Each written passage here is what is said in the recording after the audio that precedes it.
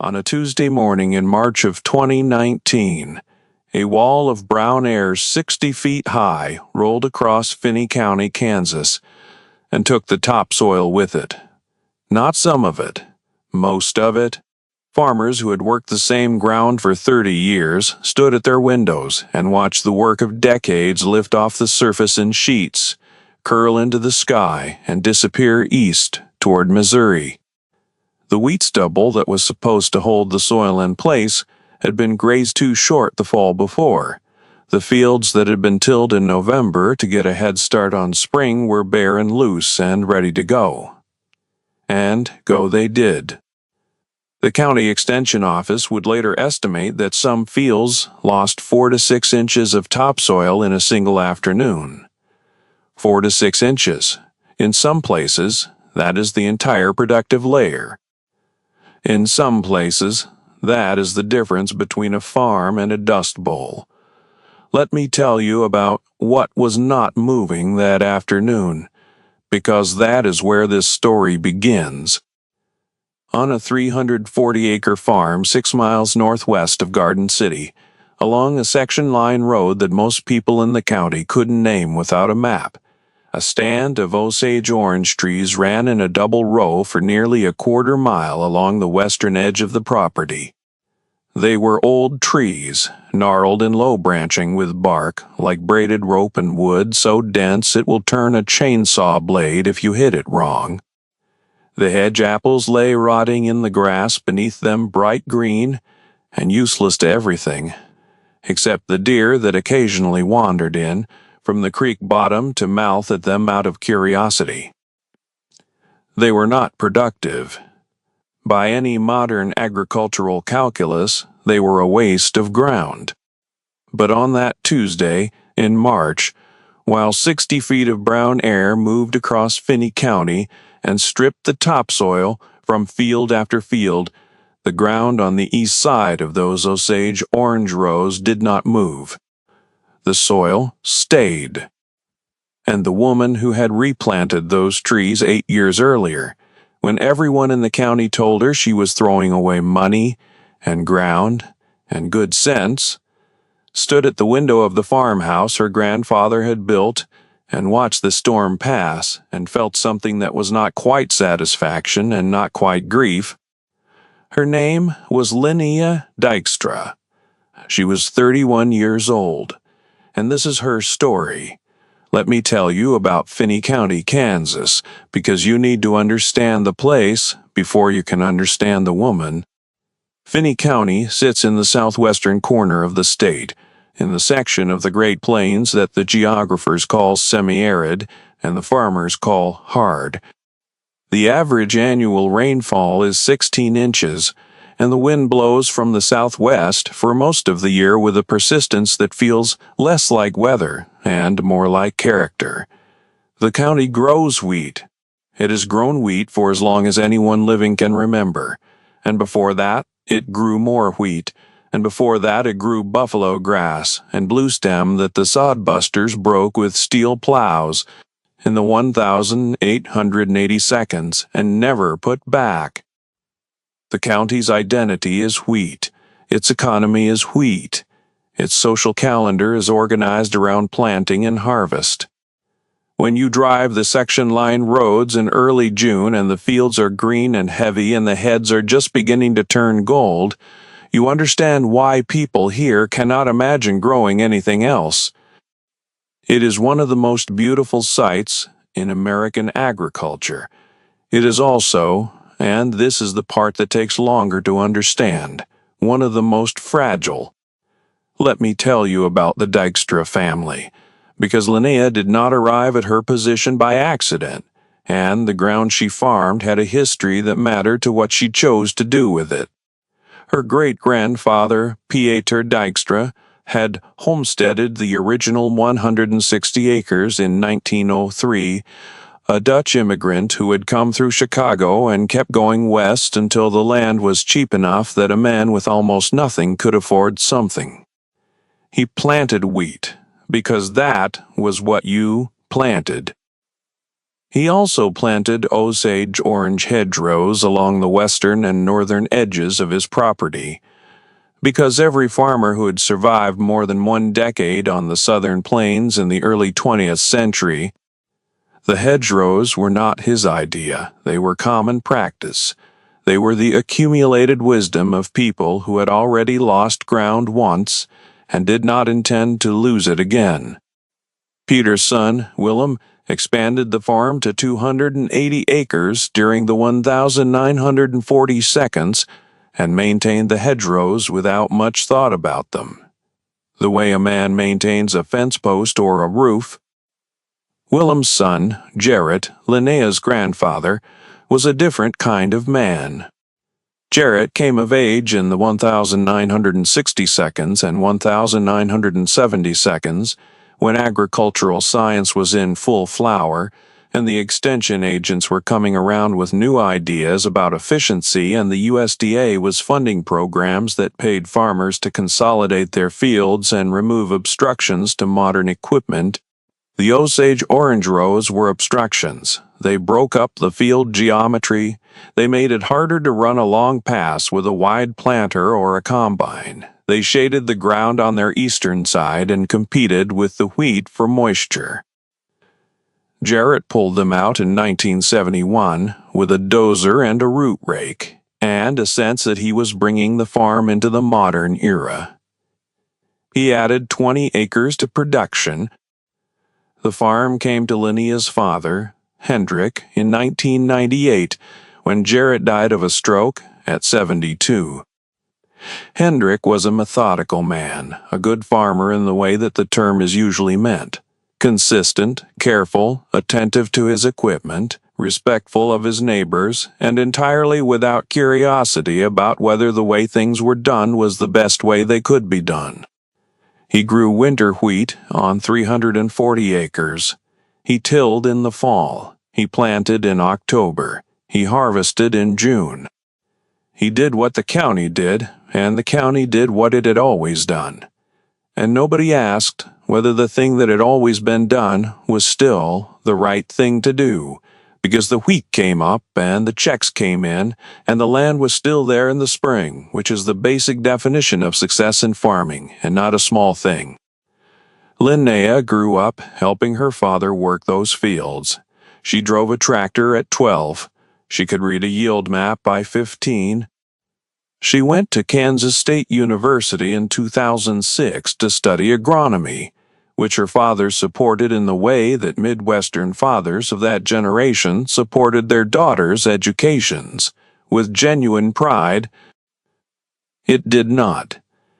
She came back in 2010 with a degree, a notebook full of research, and an idea that her father was not prepared for. Let me tell you about Linnea Dykstra, because you need to understand the woman before you can understand what she did, and she is different from almost every character I have told you about on this channel. She was 22 years old when she came home to Finney County. She was not a farmer yet, not in the way the county would have recognized. She wore a Kansas State jacket the first winter she was back, and she carried a notebook the way a mechanic carries a wrench, not as an affectation, but as a tool, something she reached for automatically when she encountered a problem that needed thinking through. She was quiet in the way that people who have spent 4 years learning to listen carefully are quiet. She watched things. She asked questions that made people uncomfortable, not because they were rude, but because they were precise. And precise questions about things nobody has questioned in 40 years have a way of making a room go still. She had spent her last 2 years at K-State working under a professor named Dr. Anita Reyes, a soil scientist whose research focused on wind erosion on the southern plains. Reyes had been studying the relationship between field edge vegetation and topsoil retention for 15 years, and her data was not ambiguous. Fields with intact windbreaks of 10 meters or more lost an average of 62% less topsoil in high wind events than comparable open fields. The protection extended downwind for a distance of 10 to 15 times the height of the trees, meaning a row of Osage orange trees 20 feet tall protected the ground for 200 to 300 feet to the east. The roots of those trees, which go down 12 to 15 feet and spread laterally for 30 or 40 feet, also restructured the soil at the field edge in ways that improved water infiltration. This was not new science. The USDA had known versions of this since the Dust Bowl. The Shelter Belt Project of the 1932nd had planted 220 million trees across the Great Plains for exactly this reason. But the science had been quietly set aside during the efficiency era, when bigger equipment and wider fields and higher yields per acre had made the hedgerows seem like an obstacle rather than an asset. Let me tell you about the science, because Linnea understood it better than anyone in Finney County, and the numbers are the reason this story exists. An Osage orange hedgerow, Maclura pomifera, also called hedge apple or bois d'arc, is not a decorative choice. It is an engineering solution. The tree is native to a small region of the southern plains, and was used by the Caddo and Osage peoples for bow, wood, and tool handles for centuries before European settlement. It was adopted by early Great Plains farmers as hedgerow material because it grows fast, lives long, tolerates drought and heat and alkaline soil, and produces wood so hard and rot-resistant that fence posts made from it last 40 years in the ground. A mature Osage orange tree in full leaf reduces wind speed on its leeward side by 40 to 50% at a distance equal to 5 times its height. A double row of them, properly spaced and maintained, creates a zone of significantly reduced wind velocity that extends for 200 to 300 feet. In that zone, soil particles that would otherwise become airborne. In that zone, the moisture that falls as rain or snow is less likely to be stripped away by evaporation before it can infiltrate. In that zone, the yield penalty from shading and root competition, which is real, roughly 5 to 8% on the first 30 feet of crop, is offset many times over by the soil that stays in place over decades. Linnea had run the numbers. On a field that loses 3 inches of topsoil in a single wind event, the economic damage is not just the lost organic matter. It is the reduced water-holding capacity, the reduced cation exchange capacity, the reduced biological activity in the soil profile, losses that compound over years and decades and show up eventually. She had modeled the Dykstra farm specifically using her grandfather's yield records from before and after the hedgerow removal, and the numbers told a story that was not flattering to the decision Jared had made in 1971. The 20 acres he had gained by pulling the trees out had produced marginally better yields for the first decade.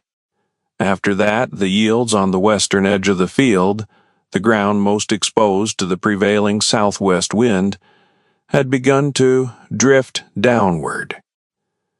By 1995, the western quarter of the farm was producing 8 to 10 bushels per acre less than the eastern quarter. The ground was still there, but the best part of it was leaving a little at a time, every windy spring and fall, in a process so gradual that no single year looked like a crisis. She brought this to her father in the kitchen of the farmhouse in November of 2010. It was a Sunday evening after supper, and Hendrik was drinking coffee and reading the farm section of the paper the way he did every Sunday, and Linnea sat down across from him and opened her notebook and laid out what she had found. She went through the yield records. She showed him the erosion data from Dr. Reyes's studies. She showed him the economic model she had built, which compared the cost of replanting the hedgerows, the trees, the labor, the lost production on the ground they would occupy, against the projected benefit in retained topsoil and stabilized yields over a 20-year horizon. She was calm and methodical and thorough, the way Dr. Reyes had taught her to be, and when she finished she looked at her father and waited. Hendrik set down his coffee cup. He looked at the notebook. He looked at his daughter. He was 61 years old, and had farmed this ground for 30 years, and had never once questioned the decision his father had made about the hedgerows, because the farm had continued to function, and the wheat had continued to grow, and there had always been another problem more immediate than the slow field. He said, "I need to think about it." Linnea's mother, Bay, who had been washing dishes at the sink with her back to the table, turned around and said, without particular emphasis, "She's right, you know." Then she turned back to the dishes. Hendrik looked at the notebook for another long moment. Then he picked up his coffee and his paper and went to the living room. That was November. In February, Hendrik told Linnea she could plant the hedgerows on the west side of the farm, not the north side, the west side. 100 trees in a double row on the quarter-mile stretch where the original Osage orange had stood before Jarrett pulled it out in 1971. He gave her a budget of $2,400 for bare root stock and told her she was on her own for the labor. He did not say he thought it would work. He did not say he thought it would fail. He said, "Plant your trees." The way a man says a thing he has decided to live with, whether or not he believes in it. Let me tell you about what happened at the Finney County Co-op in Garden City in the spring of 2011. Because you need to understand the climate Linnea was working in before you can appreciate what she was working against. The co-op was the social infrastructure of the county's farming community in the way that feed stores and grain elevators had always been. A place where men gathered in the morning before work and on slow afternoons and talked about prices and weather and equipment and the general state of things. The man who held court at the co-op counter most mornings was a dealer named Buck Sievert. Buck was 63 years old and had been selling seed and inputs and farm chemicals in Finney County for 35 years. He knew every farmer in the county by name, and most of them by their credit history, and all of them by their yield averages, because yield averages were the only number that mattered in a wheat county, and Buck Sievert had built his career on knowing which farms produced and which ones didn't. He was not a bad man. He was a man who had spent 35 years watching people try things that didn't work, and the accumulated weight of all that failed innovation had calcified into a certainty that the way things were done in Finney County after he left. Linnea came into the co-op one morning in April of 2011 to pick up a soil test kit, and Buck Sievert was behind the counter with two other farmers, Ned Crowley and Wes Hartwell, men in their 50s who had farmed the county their whole lives. She was 23 years old and wearing her K-State jacket and carrying her notebook. And Buck looked at her and said, "I heard you're planting hedge apple trees on your daddy's place." She said she was. Buck Sievert looked at Ned Crowley and then back at Linnea, and he smiled the smile of a man who has seen this before, or thinks he has. "Honey," he said, and the word landed in the room the way that word lands when it is used by a man of 63 to address a woman of 23 who has just told him something he considers foolish. "Your granddaddy pulled those trees out 50 years ago because they were in the way. You're going to put them back so the wind doesn't blow your dirt?" "Yes," she said. The silence lasted about 2 seconds. Then Buck started laughing, and Ned Crowley laughed with him, and Wes Hartwell smiled at the counter. It was not a cruel laugh. That is the thing about that kind of laughter that the narrator needs to tell you plainly, because it matters for what comes later. It was not the laughter of men who wanted Linnea to fail. It was the laughter of men who were entirely certain she would fail, and who found the certainty comfortable, because certainty is comfortable, and because the alternative that a 23-year-old woman with a notebook had identified something 35 years of collective experience had missed was not a thought that fit easily into the architecture of what they believed about themselves and their county and their work. Buck Sievert said, "You know what those trees are going to cost you.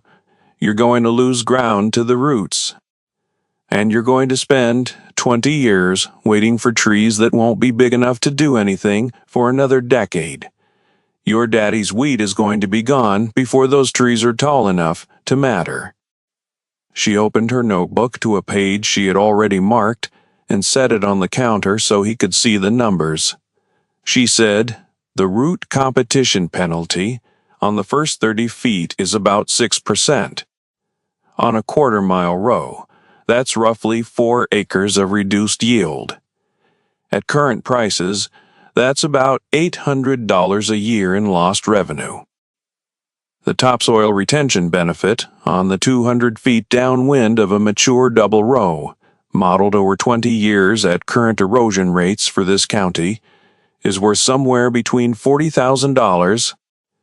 The trees will be providing meaningful wind protection in 5 to 7 years. The math is not close." Buck looked at the notebook. He did not pick it up. He said, "That's university math, not farm math." He slid the notebook back across the counter. "You let me know how it goes." She picked up her soil test kit and walked out. "Now, let me pause here and ask you something. Have you ever been the youngest person in a room who knew something the room didn't want to know? Have you ever laid out a case carefully, specifically, with numbers, and watched the people across from you decide that the numbers were less convincing than their own experience? Not because they had examined the numbers and found a flaw, but because the numbers came from someone they had already decided not to take seriously? That is what happened at the Finney County Co-op in April of 2011. And the thing I want you to notice is that Linnea Dykstra did not argue. She did not raise her voice. She put the numbers on the table, and when the numbers were declined, she picked them up and left, because she already knew what the numbers said, and she had work to do. She planted 108 bare-root Osage orange seedlings in a double row along the western edge of the Dykstra farm in April of 2011. The trees were 12 to 18 inches tall when she put them in the ground. She spaced them 8 feet apart within each row and offset the rows by 4 feet to create a staggered double barrier. She fenced the rows to keep deer and cattle from browsing the new growth. She watered them through the first summer from a 300-gallon tank in the bed of her father's pickup, driving the row twice a week in July and August when the heat was worst. Her father watched this from the edge of the field without comment. He was not opposed. He was not convinced. He was waiting in the way that farmers wait for things, with patience that looks like indifference from the outside, but is actually a form of sustained attention. The first year, the trees grew to about 3 feet. The second year, they were 5 to 6 feet. By 2014, the tallest trees in the row were pushing 10 feet, and the double row had begun to look like what it was: a windbreak in formation, a wall of thorny green that broke the flat geometry of the wheat fields and made the farm look to anyone passing on the section line road like something from an earlier era.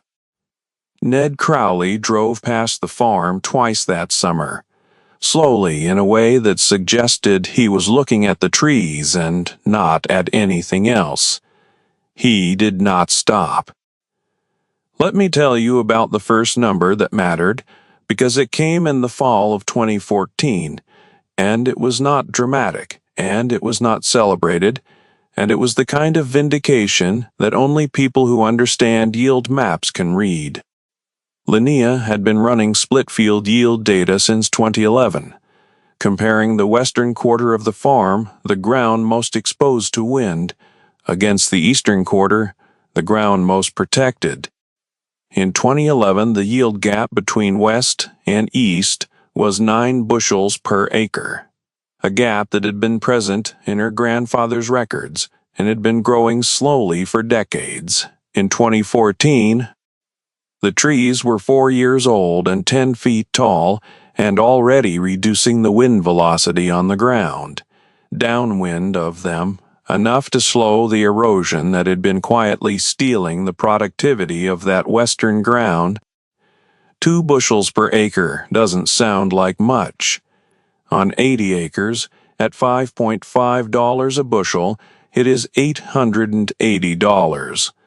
It is also the first data point in a trend. She showed her father the numbers at the kitchen table in October of 2014. He looked at the yield maps for a long time. He said, Then he said, "What about the north side?" She looked at him. He was looking at the maps. He said, "You said you wanted to do the north side too. What would it cost?" She told him. He was quiet for a moment. Then he said, "Do it." That was the first time Linnea Dykstra understood that her father was not just tolerating her project. He was watching it the way a careful man watches something he is beginning to believe in, quietly and without announcement, in the way that Midwestern men of his generation registered conviction, not with enthusiasm, but with action. She planted the North Row in the spring of 2015, another 80 trees, another double row, another summer of driving the water tank down the fence line in the July heat. By this time she was 27 years old, and she had stopped wearing the K-State jacket and started wearing Carhartt and a seed cap, and her notebook was worn at the corners, and she had started a second one. The co-op crowd had largely stopped talking about the hedge apple trees, which is not the same as accepting them. It was more like the silence that falls when a joke stops being funny because the punchline hasn't arrived yet and everyone is starting to wonder if it will. Buck Sievert saw her at the grain elevator in the fall of 2015 and asked how the trees were coming. He said it without the smile this time, which was its own kind of information. She told him they were doing fine. He nodded and said, "We'll see," and walked away. And she noticed that his voice had lost some of its certainty, the way a voice loses certainty when the thing it was certain about is taking longer to be wrong than expected. Let me tell you about the years 2015 through 2018, because they are the years that built the case, and the case was built the way all durable cases are built, one season at a time, in the language of numbers that don't argue and don't apologize and don't care what anyone at the co-op counter thinks. In 2015, the western quarter yield gap closed to 5 bushels per acre. In 2016, it closed to 3. The trees on the west row were now 14 to 15 feet tall, and the double row was providing measurable wind protection for nearly 200 feet to the east. Linnea was also tracking something else: the organic matter content of the soil in the protected zone versus the unprotected zone on a neighbor's farm a mile to the south. The neighbor, a man named Dale Crowley, Ned's cousin, had refused to plant windbreaks and ran his fields clean to the fence line the way his father had and his grandfather before that. Soil organic matter in Linnea's protected zone was running 0.3 to 0.4% higher than Dale Crowley's comparable ground. In agricultural terms, that is a significant difference. In economic terms, at current input costs, that difference was worth roughly $15 to $20 per acre per year in avoided fertilizer and improved water retention. The trees were paying for themselves and then some, and they were not yet full grown. In 2017, Linnea's father told her she could make the rotation decisions. He said it at breakfast, without preamble, the way he said most things, as a statement of fact that happened to carry a great deal of weight. "You decide the rotation this year," he said, and poured more coffee. And that was the conversation. Linnea looked at her mother, who was not looking at either of them, and who was smiling at the window. Let me tell you about the spring of 2019, because that is when the story stopped being a local argument about agricultural practice and became something the county could not ignore. The winter of 2018 to 2019 hours had been dry. Not catastrophically dry, but dry enough that the soil moisture going into March was well below average, and the wheat that had been planted in October had come up thin in places, and the ground was loose. On the 12th of March, a low-pressure system that had been building over New Mexico moved northeast faster than the models had predicted and hit Finney County with sustained winds of 47 miles per hour, and gusts to 63. By 2 in the afternoon, the visibility on Highway 50 was less than a quarter mile, and the county sheriff had closed the road. The wind blew for 6 hours. Let me tell you about what that wind did to the farms in Finney County, because the numbers are the verdict, and the verdict was not close. The county extension office conducted a survey of field conditions in the 2 weeks following the storm. On fields with no windbreak protection, the average topsoil loss was estimated at 3.2 inches across the exposed western and northern edges, with some fields losing up to 5 inches on the corners most exposed to the prevailing wind direction. 3 inches of topsoil represents roughly 400 tons of soil per acre.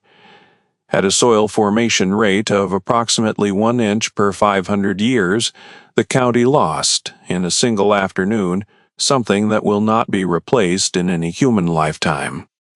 Dale Crowley lost the topsoil on his western 60 acres down to the subsoil layer in places, exposing the pale calcium carbonate layer that lies beneath the productive zone and supports almost nothing. He stood in his field the morning after the storm and looked at the pale ground and did not say anything for a long time. On the Dykstra farm, the story was different. The western row of Osage orange, now 18 to 20 feet tall after 8 years of growth, had reduced the wind velocity on its leeward side by an estimated 45% during the storm. The soil survey showed a topsoil loss of 0.4 inches on the protected ground east of the windbreak, 1/8 of the county average. The northern row had performed similarly. The ground that had been most vulnerable in 2011, the ground that had been losing topsoil for 40 years in the slow, invisible way that nobody counted as a crisis, was the ground that came through the March 2019 storm essentially intact. The wheat that had been planted in October was still rooted in soil deep enough to finish the season. The organic matter that Linnea had been tracking for 5 years was still there. She walked the field the morning after the storm with her notebook, taking measurements and photographs, moving methodically from the windbreak east, across the protected zone, and then out to the unprotected southern edge of the farm where the topsoil loss was more significant. Her father walked with her, not saying much, looking at the ground the way he looked at everything, carefully, without hurry. When they reached the fence line between the Dykstra farm and Dale Crowley's ground, the difference was visible without instruments. On one side of the fence, the soil was dark and intact. On the other side, the pale subsoil was showing through in streaks. Hendrik Dijkstra stood at that fence line for a long time. Then he said, "You were right." He said it quietly, way a man says a thing he has known for a while and is only now saying out loud. "You were right about all of it." Linnea looked at the ground on both sides of the fence. She said, "Grandpa was right first." He just forgot. They walked back to the farmhouse without talking, and Bea had coffee ready, and nobody said anything else about it that morning. Let me tell you about what happened at the Finney County Co-op in the weeks after the March 2019 storm, because the community's response was not dramatic and not immediate, and not what you might expect from a story that has been building for 8 years. There was no public acknowledgement. There was no moment where Buck Sievert stood up at a meeting and said he had been wrong. What happened was quieter, and in some ways more significant than that. Farmers started driving past the Dijkstra farm and slowing down. Not stopping, not at first, just slowing down and looking at the hedgerows the way you look at something you have been told is foolish for years and are now reconsidering. Dale Crowley stopped at the end of Linnea's driveway one morning in April, 3 weeks after the storm, and sat in his truck for a moment before getting out. He was 61 years old and had farmed his ground for 35 years, and had never in that time asked a woman younger than his daughter for advice about anything. He got out of the truck and walked to the porch and knocked on the door. Linnea answered it. Dale Crowley looked at her for a moment, and then looked at the hedgerow along the western edge of the property, visible from the porch, green and full and indifferent to the embarrassment of the conversation that was about to happen. He said, "I need to know about the trees." She said, "I know." She brought him inside and got him coffee and opened her notebook and started from the beginning. The root depths, the wind velocity reduction data, the soil organic matter numbers, the yield gap closure over 8 years. She showed him the photographs from the morning after the storm. She showed him the topsoil loss comparison between the protected and unprotected ground. Dale Crowley looked at all of it without speaking. When she finished, he said, "What do I plant? Where do I get them?" She told him. She also told him it would take 7 to 10 years before the trees were large enough to provide meaningful protection, and that he would lose some yield on the ground adjacent to the rows, and that the work of maintaining the rows was real and ongoing. She told him all of this because it was true, and because she was not interested in selling him a simple answer to a complicated problem. He listened to all of it and said, "Okay." Then he said, "I should have listened 8 years ago." He said it to his coffee cup, not to her, in the way that men of his generation make admissions, sideways, without quite making eye contact, as if the acknowledgement is easier to deliver if it's not quite aimed at anyone. But you're listening now. Let me tell you about the morning Buck Sievert came to the Dijkstra farm. Because it did not happen in April. It happened in June of 2019, 2 weeks before the Finney County wheat harvest, when the fields that had retained their topsoil were standing heavy and green, and the fields that had lost ground in March were showing the thin, pale-stalked wheat that grows in compromised soil. Buck Sievert drove out to the farm on a Tuesday morning in his pickup, and he sat in the driveway for a moment before getting out, and Linnea watched him from the kitchen window and felt something she had been waiting 8 years to feel, and then decided she was not going to let herself feel it. Because the feeling was not useful, and the work was not done, and there were still things that needed to be said. He knocked on the door. She opened it. He stood on the porch and looked at the hedgerow and then at her and said, "I owe you an apology." She said, "You told me it was university math, not farm math." He said, "I know what I said. The university didn't invent it. The farmers who survived the Dust Bowl invented it. My great-grandfather planted the first rows in 1903 because the people who had already lost their topsoil told him what happened. My grandfather forgot. I remembered. That's the whole story. Buck Sievert looked at the hedgerow for a long time. He was 63 years old and had spent 35 years in this county and had watched it work the same way for all of those years. And he was standing on a porch, looking at a row of trees that had just proved, in the most unambiguous language available to agriculture, that the way the county had been working was not the only way, and perhaps not the best way. He said, "How many farmers in this county do you think would listen if you talked to them about this?" She said, "More than would have listened in 2011. He said, "Would you be willing to do that? Talk to them?" She looked at him for a moment. She said, "That depends on whether the co-op is willing to stock bare root Osage orange and provide it at cost for the first 2 years. And whether you're willing to tell people at the counter that this is something worth doing instead of laughing at it." Buck Sievert was quiet for a moment. Then he said, "Fair enough. Let me tell you about what happened in Finney County in the 5 years that followed, because the story does not end with one man's apology on one woman's porch. In the fall of 2019, 11 farms in the county planted hedgerow stock. In 2020, 23 more. By 2023, the Finney County Extension Office had documented windbreak plantings on 67 farms in the county, covering more than 180 miles of field-edge rows. The county soil conservationist, a woman named Rachel Steinmetz, who had been trying to get farmers to consider windbreaks for a decade with limited success, called Linnea in 2021. Linnea said she hadn't said anything. Buck Sievert hadn't already known. Rachel Steinmetz said, "That's the thing about this county, they know it.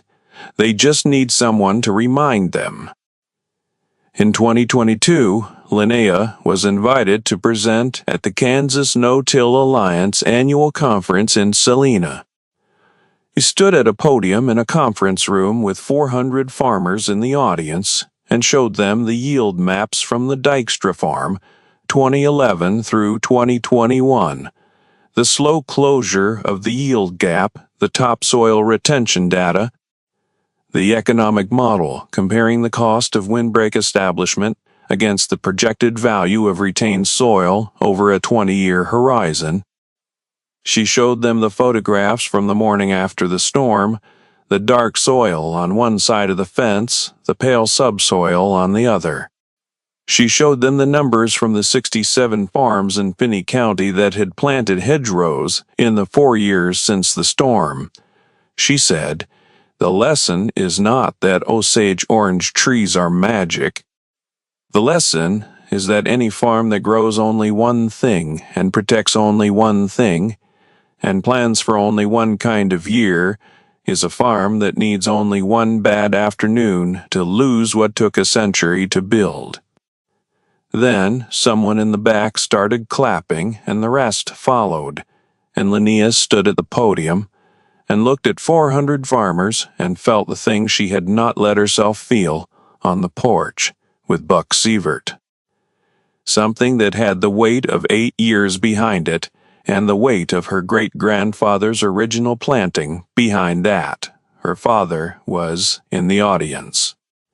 He was 73 years old and had driven 3 hours to Salina in a truck with 180,000 miles on it to sit in the back of a conference room and watch his daughter explain to 400 people why the thing she had told him at the kitchen table in 2010.